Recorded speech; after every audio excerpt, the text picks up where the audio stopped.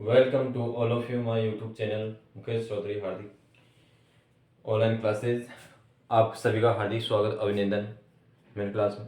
आज ही क्लास के हमारे मैथमेटिक्स के होने वाले जिसमें कंटिन्यू टॉपिक चल रहा था एवरेज, जहां औसत के बारे में हमने कुछ जानकारी भी की और कुछ कॉन्सेप्ट की बातें भी की।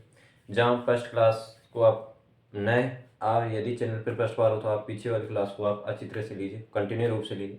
कोई भी आपको प्रॉब्लम हो तो आप मुझे कंटेंट के बारे में कुछ भी इंफॉर्मेशन हो तो आप मुझे कमेंट बॉक्स में कमेंट कीजिए, ठीक है। और आज ही क्लास के अंतर्गत हम एवरेज के अन्य कॉन्सेप्ट पर बात करते हैं, जिसमें हमारे कॉन्सेप्ट के अंतर्गत हम लगभग कुछ आयु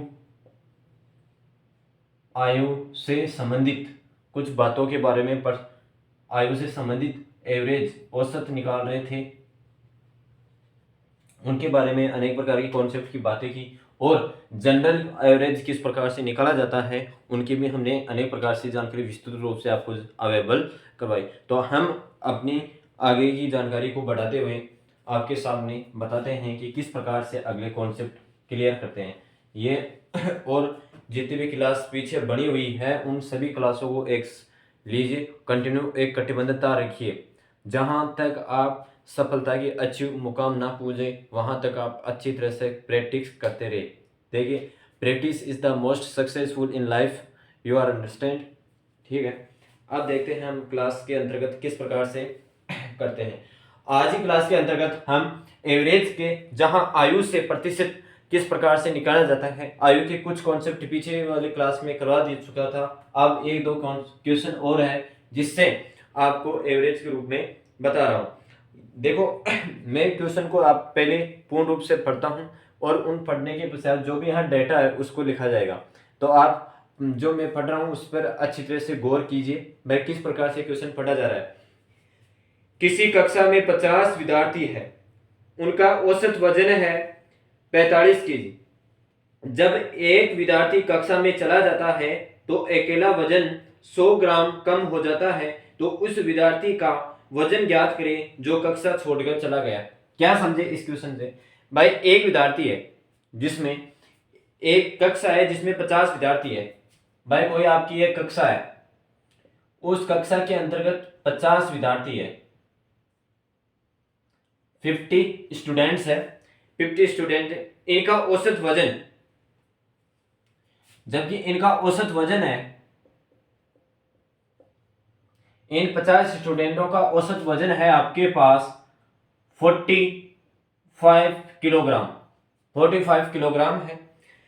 एक विद्यार्थी यदि कक्षा को छोड़कर चला जाता है, एक विद्यार्थी भाई क्लास को छोड़ के चला जाता है, एक स्टूडेंट क्लास से बाहर निकल जाता है, यानी बाहर चला जाता है, निकल जाता है, तो स्टूडेंट कितने बचे लास्ट में? 49 स्टूडेंट शेष बचे, 49 स्टूडेंट शेष बचे। यदि उस वजन में 100 ग्राम कम हो जाता है, यदि वह एक विद्यार्थी गया है तो उसके अंतर्गत 100 ग्राम कम हो जाता है औसत वजन में से 100 ग्राम यदि उस व्यक्ति का, उस स्टूडेंट का कोई भार कम हो जाता है तो विद्यार्थी का वजन ज्ञात करिए जो कक्षा के अंतर्गत छोड़कर गया हो, ठीक है। भाई इस विद्यार्थी का है जो छोड़ के गया है उसका हमारे को वेट निकालना है। तो आप अच्छी तरह से ध्यान दें कि एक विद्यार्थी 50, एक कॉमन सेंस की बात है, यहां आप दिमाग लगाएं, कॉमन सेंस की बात है कि 50 विद्यार्थियों से एक विद्यार्थी निकल गया, ठीक है, कि 50 विद्यार्थियों में से एक विद्यार्थी निकल गया है, तो आप कितने स्टूडेंट उसके शेष रहे? 45, 49 स्टूडेंट उसके पास शेष रहे, ठीक है सर। भाई 40 स्टूडेंट इसमें से शेष रहे। अब 45 कीजिए, मतलब ये 45 केजी है, इसके अंतर्गत ये ग्राम में देखा जाए, भाई ये ग्राम के अंतर्गत है तो कितने आ जाएगा? ये 45,000 ग्राम इसमें वेट आ जाएगा। अब जिसमें से एक स्टूडेंट, भाई एक स्टूडेंट गया है वो 100 ग्राम भार से कम होता है, भाई 100 ग्राम भार कम होता है तो उसका वजन कितना होना चाहिए? भाई लास्ट में उसका वजन कितना पड़ रहा है? उसका वजन कितना पड़ रहा है? ये 45 केजी है,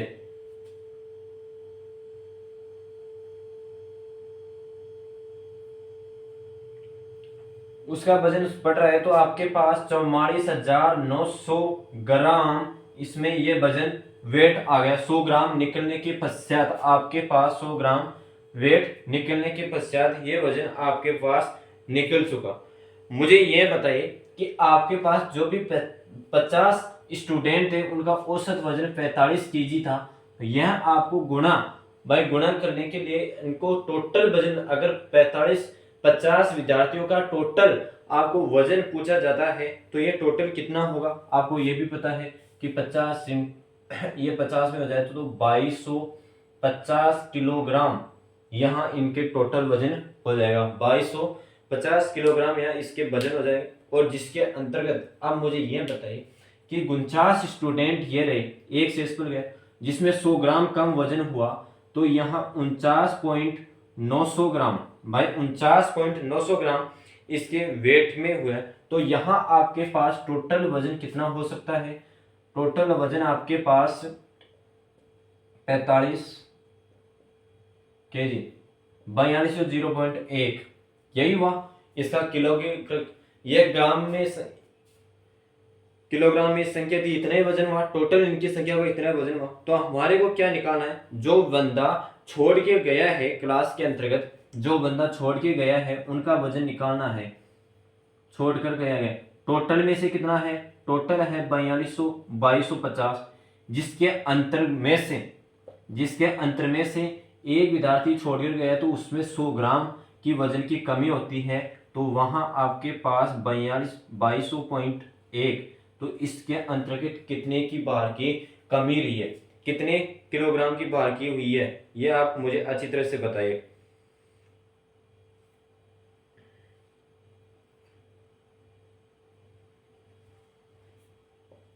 9,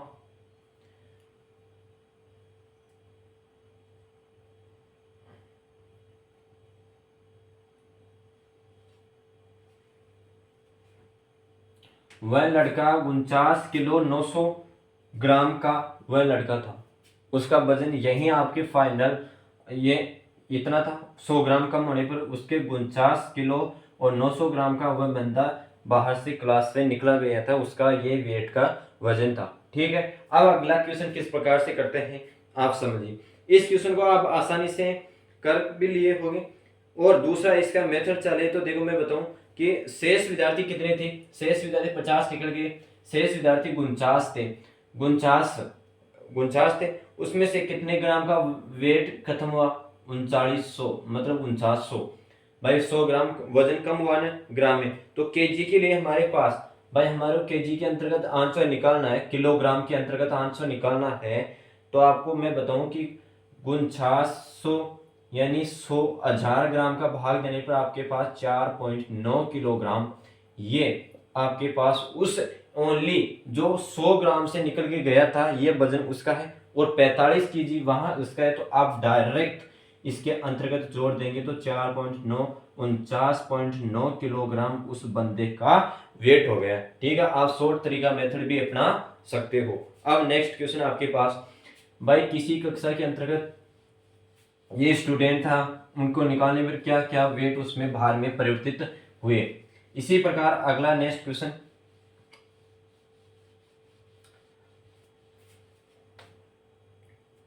एक कक्षा के 31 छात्रों का औसत भार, भाई एक कक्षा है उसमें 31 छात्रों का औसत भार है 33 किलोग्राम। यदि एक अध्यापक का भार भी शामिल कर लिया जाए, भाई 31 छात्र है, 31 छात्र के अंतर्गत उसका औसत भार है, औसत वेट है 30 किलोग्राम। यदि इस क्लास के अंतर्गत एक अध्यापक को भी शामिल कर लिया जाता है तो 500 ग्राम की वृद्धि हो जाती है। भाई एक टीचर भी इसमें इंक्लूड कर दिया जाता है तो 500 ग्राम की वृद्धि हो जाती है, 500 ग्राम की वृद्धि हो जाती है। ठीक है, 500 ग्राम की वृद्धि हो जाती है तो अध्यापक का भार ज्ञात कीजिए। अब ठीक है सर, भाई हमारे को किस प्रकार से निकालना है? तो 31 छात्रों का टोटल वेट कितना हुआ कि 31 इंटू 30, तो ये आपके पास आ जाना चाहिए 300, 900 तो ये हो गए, तो 900 ये हो गए, तो 930 वजन ये हो गया, ठीक है। अब यहाँ आपके पास अब एक टीचर बढ़ता है, उस टीचर के अंतर्गत 500 ग्राम की वर्दी हो जाती है, तो उसके वेट कितना होगा, उसका लगभग वेट हो जाएगा टोटल, जहाँ औसत था उसके अंतर्गत से 3100 पॉइंट ये वजन हो जाएगा इसमें भाई 31 किलो और 500 ग्राम का ये मतलब सॉरी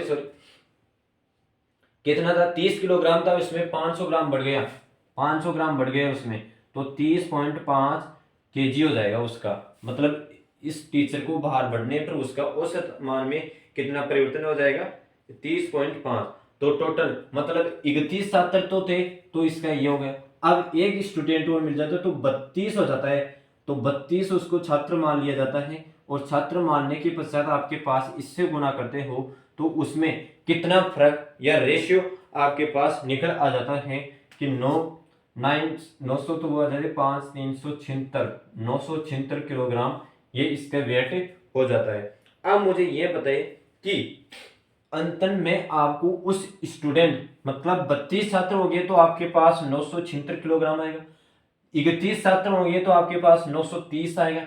तो मुझे ये बताए उस एक अध्यापक का वजन मतलब एक टीचर का वेट कितना होगा, एक टीचर का वेट कितना होगा, तो 976 में से 930 घटा दीजिए, तो वह आपका टीचर 46 किलोग्राम का हो जाएगा, 46 किलोग्राम का हो जाएगा। आपको लॉजिक लगाना है कि उसका औसत एवरेज इतना है, और यदि उसमें 500 ग्राम की वृद्धि कर दी जाती है तो 30.5 को 32 छात्रों में यहाँ 31 होगा तो यहाँ 32 हो जाएगा, क्योंकि बढ़ेगा तो एक यहाँ बढ़ा तो 500 ग्राम यहीं बढ़ेगा, तो उसका 76 किलोग्राम की वृद्धि हो जाएगी। अब इसी प्रकार नेक्स्ट क्वेश्चन किस प्रकार से करते हैं,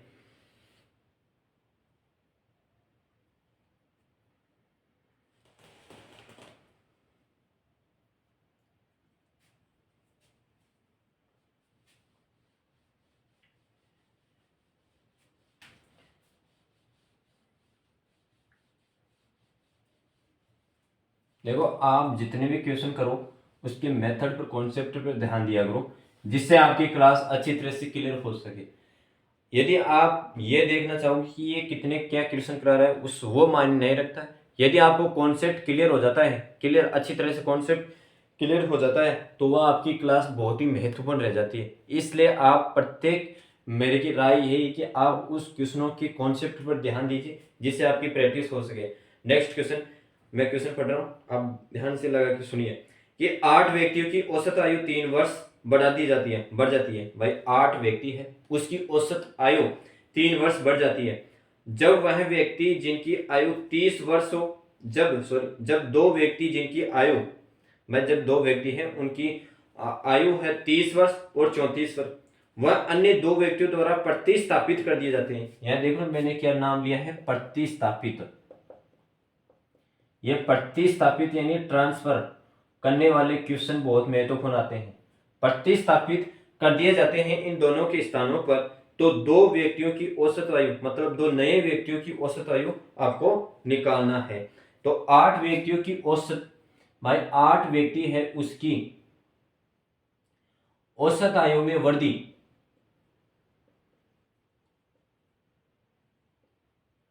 कितने वर्ष की हो रही है, 3 वर्ष की हो रही है, ठीक है। ये लाइन बाद में काम को आएगी आपको। भाई 8 व्यक्तियों की औसत आयु में वृद्धि 3 वर्ष की हो रही है।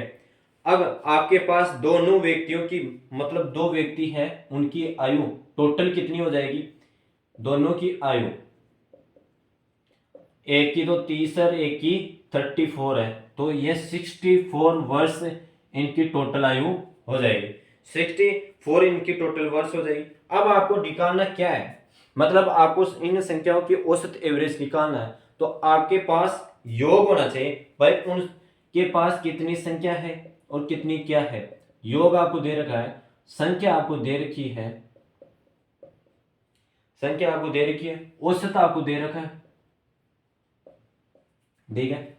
औसत 8 व्यक्ति है, योग निकालना 8 व्यक्ति है, ठीक है। औसत इनकी 3 वर्ष में बढ़ोतरी हो रही है, तो योग आपके पास आ जाएगा 24, ठीक है। ये औसत आपके पास हो जाएगा 24। तो मुझे आप ये बताइए कि इन टोटल दोनों के मतलब सभी दोनों व्यक्तियों की, 2 व्यक्तियों की तो इनकी, और 8 व्यक्ति इनकी, तो टोटल आयु आपके पास, टोटल एज कितनी हो जाएगी?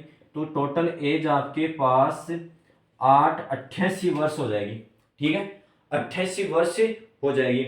88 वर्ष होने पर मुझे यह बताइए, आपको एवरेज निकालना है। एवरेज अभी बाकी रहा, आपको जो कितने व्यक्ति दे रखे थे उन 2 व्यक्तियों की एवरेज औसत निकालनी है। तो इसके अंतर्गत 2 का डिवाइड कर दीजिए, जहां आपके पास 44 वर्ष इनके टोटल दोनों व्यक्तियों की औसत एवरेज आ जाएगी 44 ईयर्स।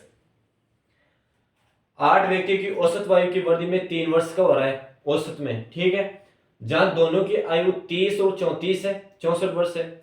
यदि योग पूछा जाता है, हमारे को ये इस बात का पता है कि हमारे पास औसत पूछे तो राशियों की संख्या बटा योग, और यदि हमारे के पास योग पूछा जाता है तो उन राशियों की संख्या इंटू जितना भी आपके पास वो क्या बोलते हैं संख्या औसत आया है उनसे मल्टीप्लाई कर देते हैं। ठीक है, यही करते हैं ना, तो यही कार्य यहाँ दोहराना है और ये काम फॉर्मेट हमारा हो गया। अब इसी प्रकार एक अन्य क्वेश्चन कराता हूं जिससे आप अच्छी तरह से पूर्ण रूप से समझ गए होंगे। डेटा यही है, इसमें कुछ मेथड यही है, डेटा चेंज हो रहा है, ध्यान से देखिए क्या इसमें परिवर्तित हो रहा है। देखिए भाई, 8 व्यक्तियों की औसत आयु 2 वर्ष बढ़ जाती है। पहले 3 वर्ष बढ़ रही थी, यहाँ 2 वर्ष बढ़ रही। यदि 2 व्यक्ति जिनकी आयु 21 वर्ष व 23 वर्ष है तो 2 नए व्यक्तियों को प्रतिस्थापित किया जाए तो नए व्यक्तियों की औसत आयु क्या होगी? मुझे यह बताना है कि 8 व्यक्तियों की औसत आयु बढ़ रही है 2 वर्ष। ठीक है, जिसमें आपके पास 2 व्यक्ति है, जिसके पास आपके पास 2 व्यक्ति है जिनकी औसत आयु 21 और 23 है। ठीक है, 21 वर्ष है और 23 वर्ष है, तो टोटल इनका 44 वर्ष हो जाएगा। 44 वर्ष हो जाएगा। मुझे वही कार्य प्रोसेस करना है कि इसका योग मतलब संख्या कितनी है, 8 व्यक्ति है, इंटू औसत आयु का औसत कितना है, 2 वर्ष है, तो 8 इंटू 2 बराबर 16। तो आपके पास वही टोटल निकालना है कि 44 प्लस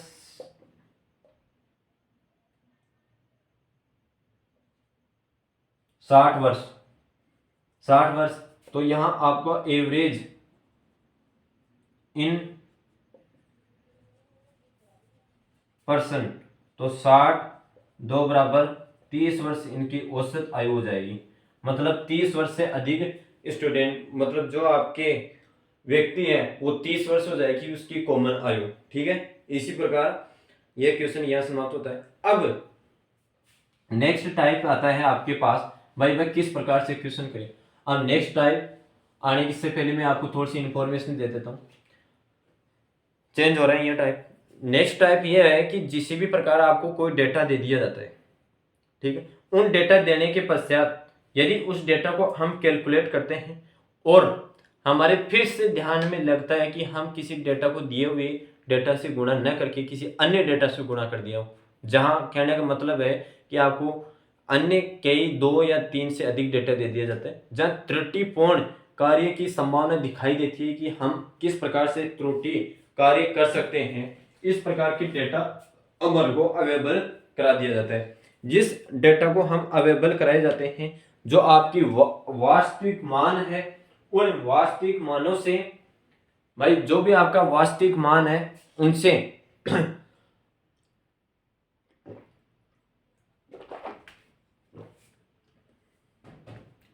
जो आपका वास्तविक डेटा से गुणनफल न होकर किसी अन्य डेटा से एवरेज निकाल दिया जाए, तो वहां उस पर्सन में या उस डेटा में कितने परसेंट की या किस प्रकार से आपको त्रुटि हुई, इन प्रकार के क्वेश्चनों को आपको देखना है। तो मैं आपको बताऊं कि किस प्रकार से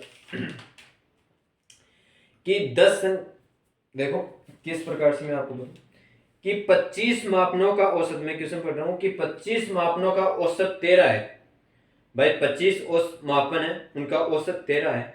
बाद में यह ज्ञात हुआ कि क्षेत्र को अंकित किया गया तो नया औसत ज्ञात करो। भाई 25 माप है, उन 25 मापों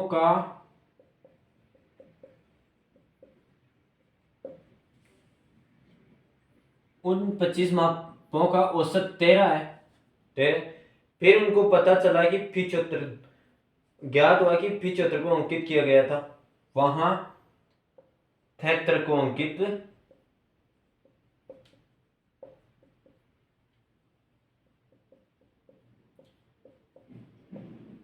रियल कि 25 की जगह 73 को अंकित किया गया था। अब मुझे यह बताइए कि इसमें सही तो कितने थे और गलत कितने थे। तो सही आपके पास 73 थे और 25 यहाँ आपको गलत रोंग दृष्टि से दे रखे थे। तो 25 को आपको घटाना है, तो 25 आप घटाओगे तो गलत आपके पास 48 इस प्रकार के औसत आ जाएगी। अब यहाँ मुझे यह बताइए कि 25 मापनों का एवरेज कितना हो रहा था इसमें। 25 एवरेज का मापनों का औसत हो रहा था आपके पास 13। ठीक है भाई, 13 हो रहा था। अब यहां संख्या बढ़कर कितने गई है आपके पास, 13 गई कि 25 औसत यहां घट के आपके पास 13 गई। तो इसके अंतर्गत कितने का फर्क रहा, इसके अंतर्गत 25 में 50, दो संख्या इसमें डिवाइड की तो इसमें एक संख्या और जोड़ दी जाएगी, जहां आपका औसत एवरेज 14 हो जाएगा। ठीक है, एवरेज 14 हो जाएगा। इस प्रकार से क्वेश्चन इसको सोल्व करना है। अब नेक्स्ट क्वेश्चन आपको बताओ।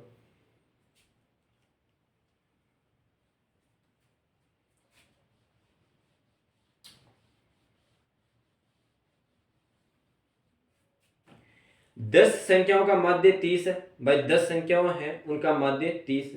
बाद में ज्ञात हुआ कि त्रुटि के कारण 15 व 23 को 51 32 को अंकित किया गया है। तो सही माध्य ज्ञात कीजिए। भाई आपको पता चला कि 10 संख्याओं का माध्य कितना है। तो भाई 10 संख्याओं का माध्य आपके पास है 30। 30 है भाई, 10 संख्याओं का माध्य आपके पास है 30। तो सही, और वही आपको फॉर्मेट लगाना है गलत। गलत। तो पहले क्वेश्चन में क्या दे रखा था कि 15 व 23 को 51 व 32 अंकित किया गया। 15 व 23 को 51 व 32 अंकित किया गया है। 15 व 23 को 51 व 32 अंकित किया गया है। तो सही माध्य आपको निकालना है। तो मुझे ये बताइए, ये टोटल कितनी हुई, ये टोटल 38 हुए, और ये टोटल कितनी हुई, यहाँ से 83 हुए। भाई कहने का मतलब ये 38 का, यहाँ देखो आप क्वेश्चन में अच्छी तरह से समझना कि 38 को सही आंसर 38 था, जिसको हम 83 लिख रहे थे। त्रुटि के कारण हमें 83 से ये गुणा हो गया, यानी 15 और 23 अंकित मान किया गया था, हमारे को त्रुटिकरण के कारण 51 और 32 दिखाई दी, उससे गुणा कर दिया। तो मुझे यह बताइए कि आपके पास 38 और 83 इनके अंतर के मान कितना हुआ, 48 का फर्क रहा। कितने का अंतर रहा, सॉरी 5 3 8, हाँ 45 का अंतर रहा एवरेज। अब यह 45 रहा आपके पास, एवरेज निकालना है। एवरेज निकालोगे कि 45 का इसका अंतर आ गया, और 30 संख्याओं का माध्य कितना, सॉरी 10 संख्याओं का माध्य कितना था, 30 था। तो संख्या आपके पास 10 है, तो 4.5 ये तो इनका संख्या आ गया, एवरेज आ गया। इनका एवरेज आने के कारण आपको निकालना है उस एवरेज के अंतर्गत से सही माध्य। ये तो गलत था ना भाई, ये गलत गलत प्रोसेसिंग हो रही थी, इसमें गलत फॉर्मेट के अंतर्गत ये आंसर आ रहा था। तो सही माध्य आपको निकालना है उन 10 संख्याओं का। तो जो आपको माध्य दे रखा था उनमें के अंतर्गत से 24.6, 24.5, ये 24.5 रियल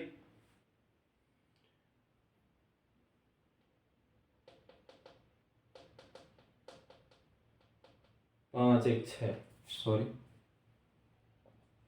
25.5 ये इनका रियल मध्य होगा। एक क्वेश्चन समझ में आ गया। क्वेश्चन देखो क्या था, 10 संख्याओं का मध्य 30 है, तो बाद में हमें ज्ञात हुआ कि त्रुटि के कारण 15 में 23 को 51 में 32 अंकित किया गया है, तो सही माध्य बताओ। तो सही माध्य 38 हो गया और 83 को ये था, तो इसके अंतर्गत आपके 45 का डिफरेंट आ रहा था, उस 45 से डिफरेंट में 10 संख्याओं के अंतर्गत एवरेज निकालना था, तो 4.5 आ गया। जो आपका रियल माध्य आपको पूछ रहा है भाई इससे इतना गुना आ रहा है, तो 30 के अंतर्गत से आपको ये जो त्रुटिपूर्ण आया है, वह त्रुटिपूर्ण कार्य आया है उनको घटाना है, त्रुटिपूर्ण औसत आया है उनको घटा के आपको आंसर देना है। इसी प्रकार नेक्स्ट क्वेश्चन,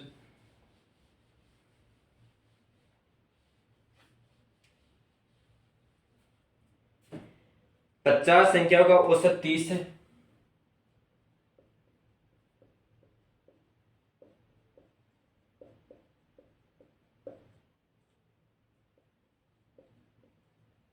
50 संख्याओं का औसत 30 है, बाद में हमें ज्ञात हुआ कि 28 व 31 के स्थान पर,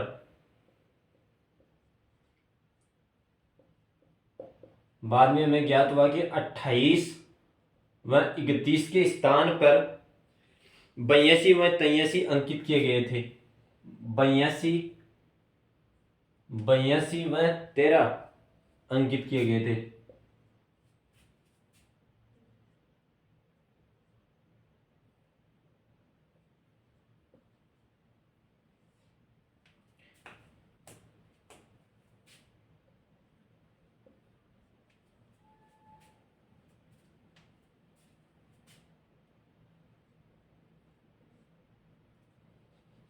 क्या है भाई, सही आपके पास 59 है, 59 है, फिर गलत आपके पास 95, जहां आपको 36 की ज्यादा सर्वाधिक संख्या हो रही थी, तो आपको जो त्रुटिपूर्ण है, त्रुटिपूर्ण पाया गया है, त्रुटिपूर्ण माप उनका औसत निकालना है। सबसे पहले एवरेज निकालोगे तो 36 बटा 50, तो ये आपके पास कट जाएगा पॉइंट इंटू 2 इंटू 100 से गुणा हो जाएगा, तो ये आपके पास 0.072, 0.72 आ जाएगा औसत एवरेज। जहां आपको मेन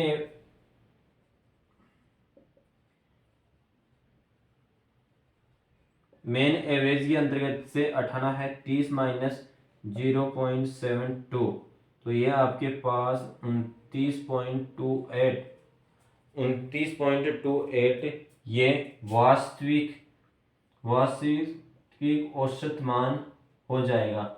ठीक है, वास्तविक औसत मान हो जाएगा। अब नेक्स्ट क्वेश्चन इसी का, अब ये तो इससे क्वेश्चन हुए भाई इसने अंकित मान किया गया था, इससे ये होने पर ये मान हुआ और गलत होने पर ये मान हुआ। अब मुझे ये बताइए, अब नेक्स्ट इसी में आता है, थोड़ा सा चेंज कर दिया कि किसी खिलाड़ी के बारे में पूछ लिया जाता है। भाई कोई खिलाड़ी है, उनके रन रेट किस प्रकार से वह कार्य कर सकता है कि उनके रन रेट के अनुसार बताइए। भाई एक छक्के के अंदर वो इतना कार्य कर रहा है, भाई दो,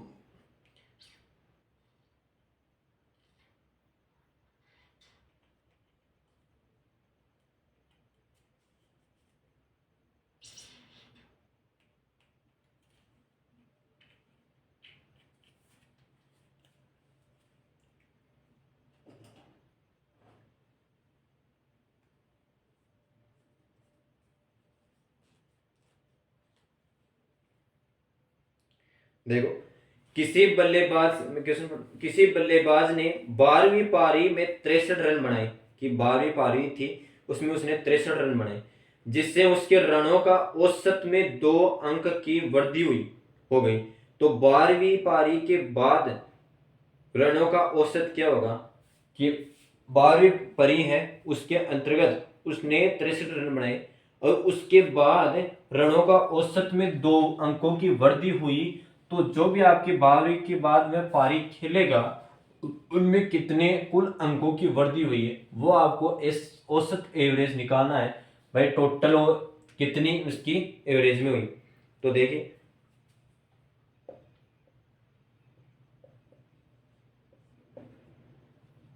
63 रन बनाए उसने 12वीं के अंतर्गत, तो 2 प्लस 2 अंकों की उसके अंतर्गत वृद्धि हो गई। कब हुई? जब 12वीं पारी खेलने के बाद उसने अन्य पारी खेली तो उनके औसत में 2 की वृद्धि हुई। तो पहले उसने कितने मैच खेले थे? पहले उसने 11 पारी खेल चुकी थी, तो उनमें 11 अगर पारी खेल चुकी थी, अगर 2 में वहां वृद्धि होती तो उसने 22 अंकों को खो चुका। 22 अंकों को उसने खो चुका। तो वर्तमान में उसके कितने अंक मिल रहे थे? वर्तमान में उसके, भाई अब वर्तमान में उसको देखा जाए कि उसने कितने रनों का, मतलब कितने रनों का नुकसान में पाया। तो उसने कितने रनों का नुकसान में पाया? 22 रनों को उसने नुकसान में पाया। तो उसके टोटल 41 अंक ही आए, 41 अंक के उसमें रन प्राप्त हुए। अब मुझे यह बताइए कि उसने पहले रन में, भाई वर्तमान में उसके 42 अंक के लिए, 42 अंक के लिए, और 2 अंकों से वह पीछे रह गया। तो 2 अंकों से उसने पीछे रह गया तो पहले वाले रनों में उनकी कितनी कमी रही? पहले रनों की पारी में कितने अंकों की कमी रही? तो 41 माइनस 2 यानी 39 अंकों की उसके पास कमी रही। यह क्वेश्चन आपके पास हो गया होगा।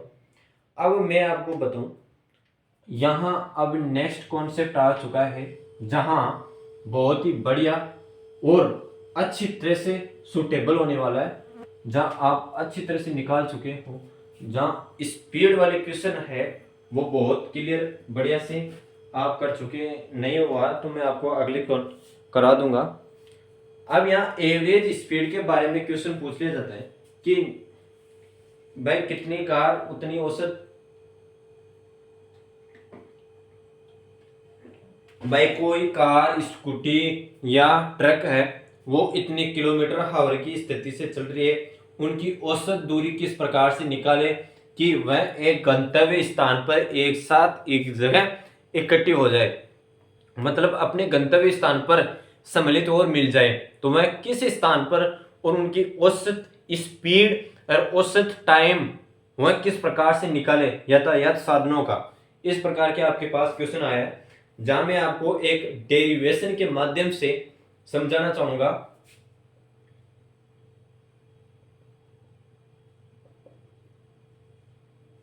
डेरिवेशन के माध्यम से ध्यान दीजिए कि आपके पास कोई ए और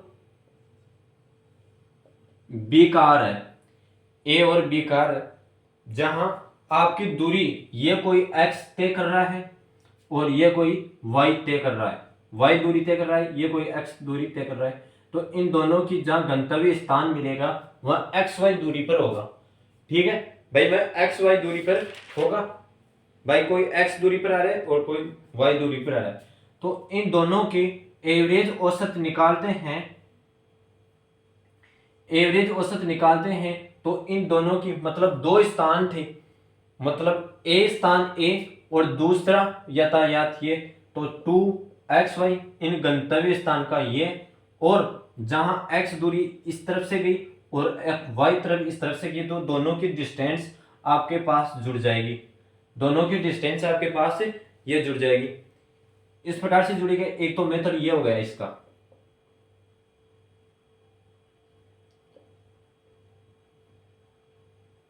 एवरेज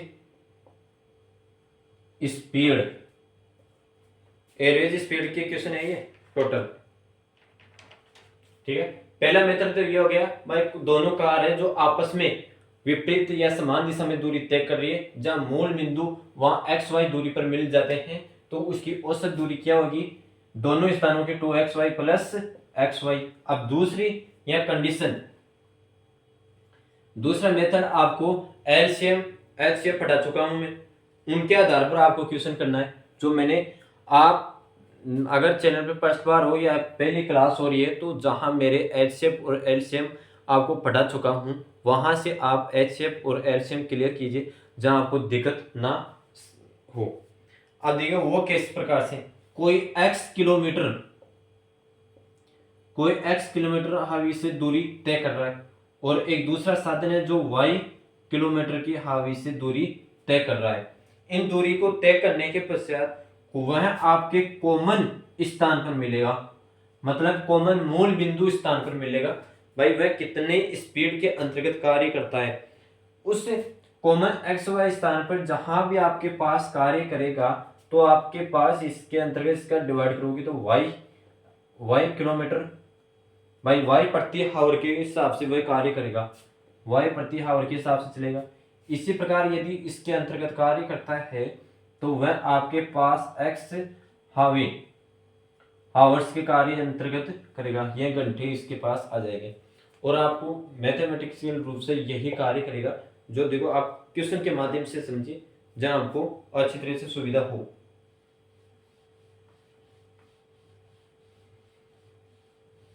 देखो हर मैथमेटिक्स में ये होता है कि आप कितने भी रटने की चीज कर लो वो आपके पास रटी नहीं जाएगी।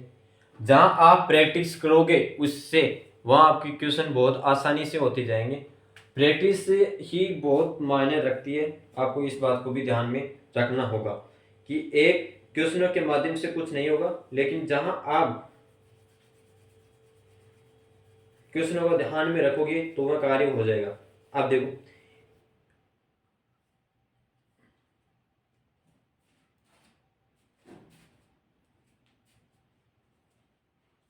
सॉरी, लाइट इफेक्ट के कारण ये क्लास यहीं एंड होती है।